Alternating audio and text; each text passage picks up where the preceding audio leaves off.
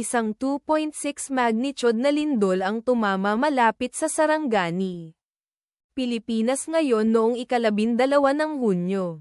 2026 sa 31 minuto pasado alas 6 lokal na oras.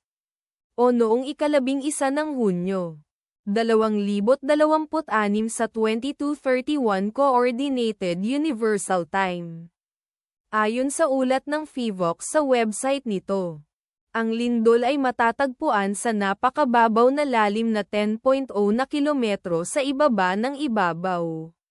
Sa coordinates latitude 5.87 at longitude 125.31. Ang eksaktong magnitude, epicenter at lalim ng lindol ay maaaring baguhin sa loob ng susunod na ilang oras o minuto habang sinusuri ng mga seismologists ang data at pinipino ang kanilang mga kalkulasyon, o habang inilalabas ng ibang mga ahensya ang kanilang ulat.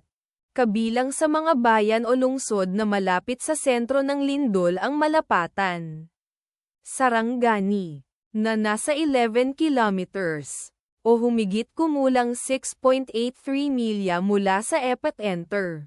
Alabel, Sarangani, na nasa 26 kilometers, o humigit kumulang 16.1 milya ang layo. General Santos, na nasa 31 kilometers, o humigit kumulang 19.2 milya ang layo.